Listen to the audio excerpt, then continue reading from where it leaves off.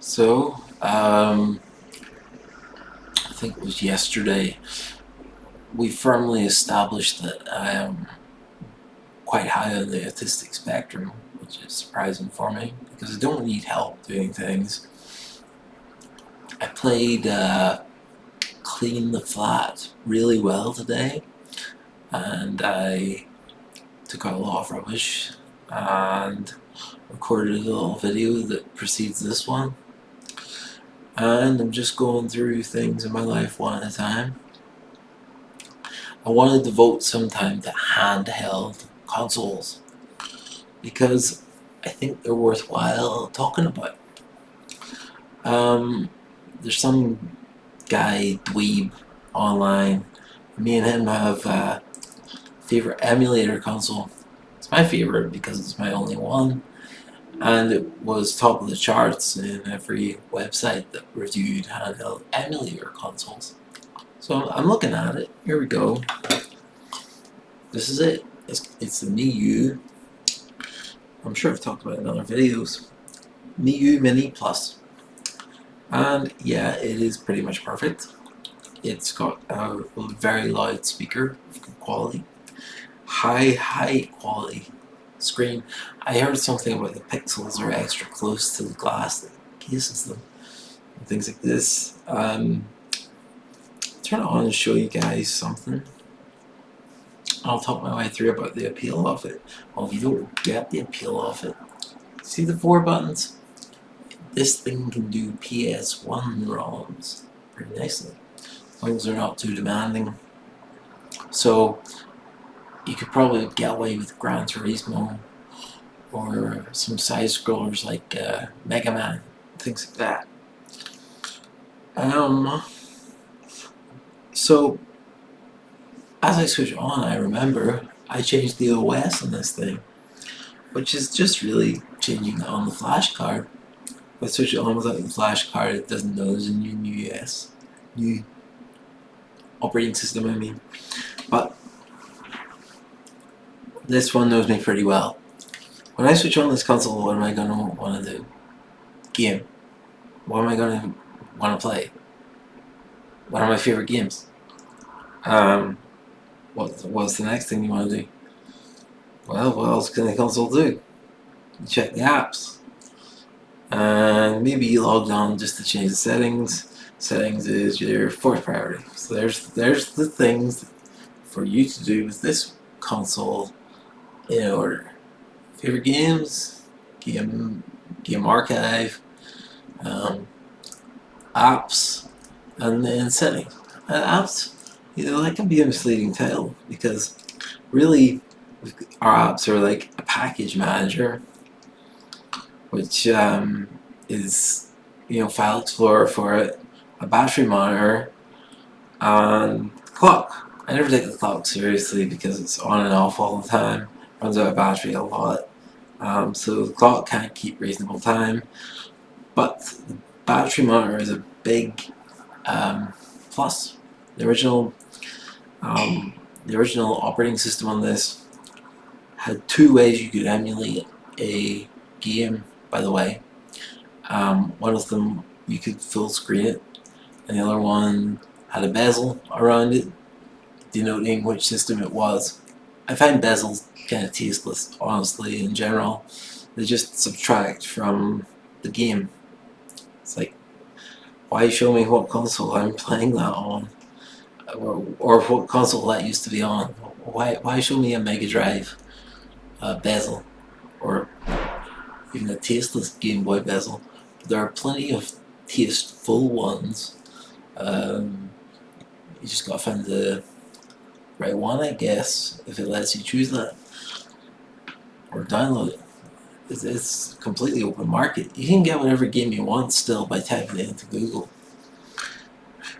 But I wanted to focus on the battery monitor there before I get sidetracked for about 20 seconds. The battery monitor is right up at the top here. Try to get it on screen. It's like one of those girly videos, isn't it? Where they have nail polish on. Well, they can't see it. Well, screw that. It just tells me it's about 40%, and I appreciate that. I mean, and in OS. I appreciate it. You tell me exactly how the battery's doing. And the other operating system, classic one, you've just got the option to show the battery or not, and you'd have to go into RetroArch to you have to use the RetroArch function for all your games, and then go into that menu to see what your percentage was, which was, it's just nice to always come back to the main screen and see the battery percentage. It's just reassuring. Autism things. Hey, I think that's too autistic, right? It's just nice to see how much battery you have. But to fixate on this, that's a bit weird. Favorites. I will read out my favorites for you. A few of them. Wario 4, Mother 3, Pokemon Gold, Metal Gear for the Game Boy, Earthbound. Like, I'm never gonna have enough time to play Earthbound. I didn't have enough time to read the manual, but I gave it to a friend whose big brother was into all that stuff. Metroid Zero Mission. I will boot that up. I will. I know I will. I know the occasion will arise where I'm stuck in a piece of transport, or there's downtime out in the world and I've got this thing in my pocket. I'll boot up Zero Mission.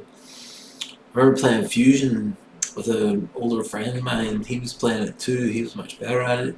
Hey, Richard's not very good at games. Sword of Mana, I thought I'd taken that off my favorites, honestly. Slow to start. Seemed like there was a lot of dialogue. Graphics, good, but it's less appealing than Zelda. Zelda's there, why wouldn't I want to play Zelda? It's a very harsh review of one of the best Game Boy games, but there you go. I'd rather go for something like Zone of the Enders, The Fist of Mars. Because Zone of the Enders 2 has a legendary position in my heart. I played my heart out to that game. Through that game, I learned about nothing except how to play it, which was Twitch mechanics, and building up your mech to higher levels.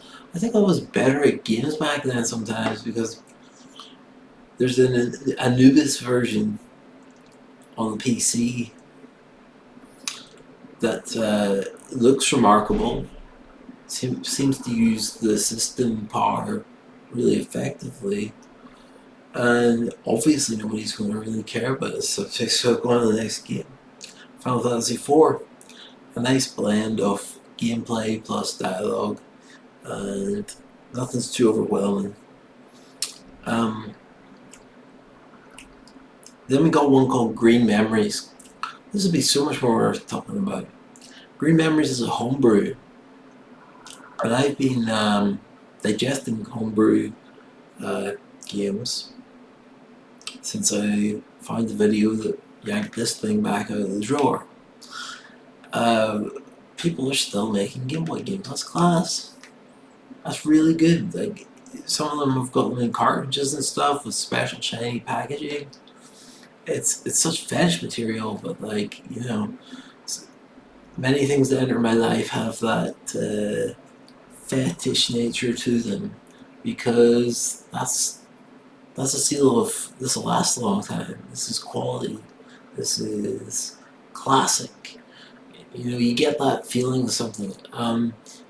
I regret chucking away a load of my mechanical mods I had growing up. I had a copper Nemesis clone. We're talking about vapes now at the minute. It's a tube with a custom magnetic switch, and whenever you press the button at the bottom, boom, the battery lit up a wire, lit up cotton, and whatever flavor I had in a giant bottle, often dragon's blood, which is like sweet ice cream syrup, strawberry flavor with menthol, and I would go through a ball like that, eventually, a unicorn ball. 500 mils or something. Wow, how distracted can you get? Okay. Well, I wanted to talk about things of quality as well. Things of quality and handhelds. That's what I wanted to talk about. So these homebrew games. This we're jumping back and forth here. This one was called Green Memories, and it's of some sort of end of like post-apocalyptic scenario, and it takes some soul-like elements. It actually employs the Y button daringly because it's a Game Boy Advance ROM, which shouldn't have a Y button, but it uses it for dodge rolls, so I approve. In this game, you lose health by being out in the weather, and you have to hide in trees, shade from moving clouds and things like that, and follow the storyline quite rigidly.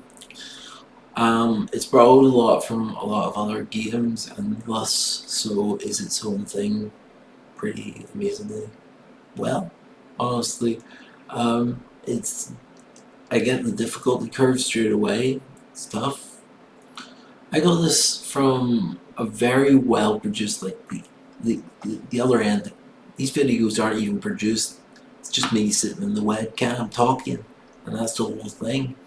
But this video was like high end CGI with this guy with a robot face, probably a huge presence online, and he was lying back talking to some other robot cat or something about playing these games on it. Guess what? I made you Mini Plus. Go and get one.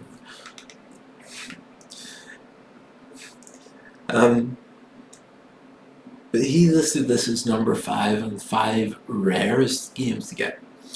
And I don't know why he's calling them rare. Because they have their own site, these homebrew. It's like itch.io. Itch.io, and you can log in there, make a donation if thou must, and you can make a donation and download whenever you download a game that's very worthwhile. There's let me let me stammer here a minute. I was put on back to the because it's evolving in my mind as I do this. Homebrew. Yes, there's games being made for the Game Boy, and they're nothing like the original Game Boy games. Well, they have a different aesthetic to them. Thin borders, neon graphics a lot of the time. Then there was a really gothic one.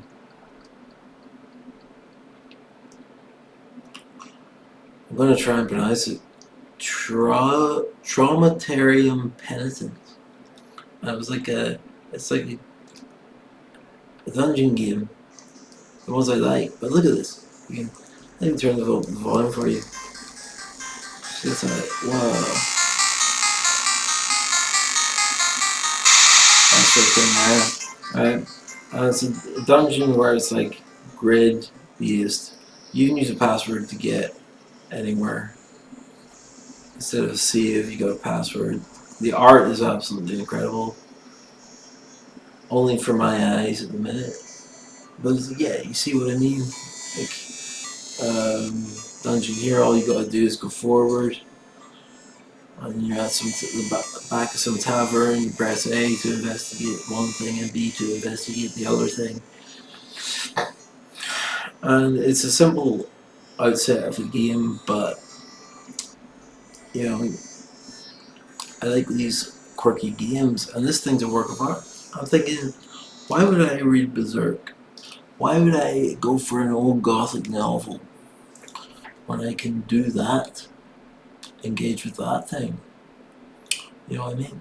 And it's slimmer in the pocket, and it comes with all my other little Game Boy games that are modern. Look, I'll wrap this up. My handheld library, which I'm proud of, is I'll go over and show you. I'll go over and show you in my room because there's one there and there's one there, not including the Switch. There's one here and one on charge again. I'm going to charge that this morning. Terrible at being charged, and it's terrible at holding charge. I think this thing uses a lithium polymer instead of, or LiPo, whatever the Po is. I think, it's like the big cousin of the other one I just showed you. And I'm running an OS on a different OS on this as well called Mustard, and like onions and mustard, and what I play on is pretty much the same sort of games. Well, if I'm focusing more on something on this console, I ask myself, which one do I play which on?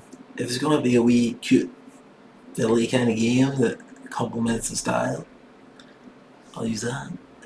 If it's going to be a PSP game, like Mega Man, Lumines, Burnout, anything, well, maybe not Burnout, but if there's a less demanding PSP game, put it on this one. It even has, well, you can't really see it because of the light. How much light do you have to see? See that circle, right? Well, see the circle disappears. Look what it is. It's a joystick. See this? It's a joystick. Oh, and there's only one of them, so it's like the original PSP. A match made in heaven. These are all the games I've got on that. Again. See, these memory cards that come with these hold far too many games. I mean, you'll get a 64 gigabyte card preloaded with hundreds, if not thousands, of arcade type games, and a clunky operating system that does the job. That's why I was like, you open it up and it's like, I might be rough, but I do the job. Where's the problem, missus? My operating system says, alright, here, see what I'm saying last time? Here we go. Oh, you want your step there? That's right. That's how I describe a new OS. But for Mustard, it's more like, they have this whole like cinematic introduction to when I installed it. And it is, the attraction to it is its basic nature. Every other theme except for the initial theme that you start using it on. How far are we now? We're 18 and a half minutes. We're over 18 and a half minutes over, and it's just me talking about handhelds. Getting distracted.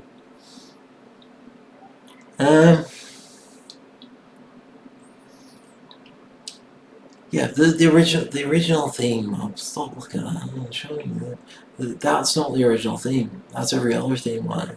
Just in text. It's a conservative operating system that uses less battery than having the extra bulk of what came in the original operating system. I didn't know it took so many people. I don't understand computers too well. Apparently, building an operating system is one of the hardest things you can possibly do. Just when that man did the religious one, everybody, he became a cult hero because he built an operating system based on his interpretation of God's work. He saw it as inscribing commandments or prophecies, and he's remembered as a legend now by most people into hacking and computers and developing their own operating systems. But it was a long list of people who were given different titles like Knight or Enforcer or things like that. This is what you get whenever you download Mustard. Of course, I've tweaked it a bit here and there, as everybody is expected to do. Make use of it, it's yours. Made my own mark on it. The color scheme fits my computer quite nicely. And there seems to be this purple trend going on right now. That's okay with me. Red and black used to be the thing for now. It is purple and blue. That seems to be the whoa, it's a new thing.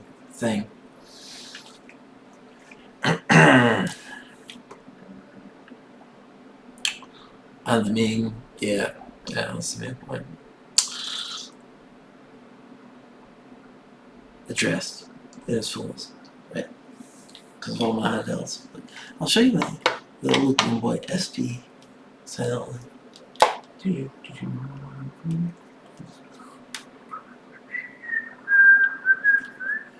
It's one of my oldest surviving pieces of tech that works perfectly, and I still have about 10 games for it, 10 games for the Game Boy Color. Well done, Richard. Another video. Hasta la vista, baby.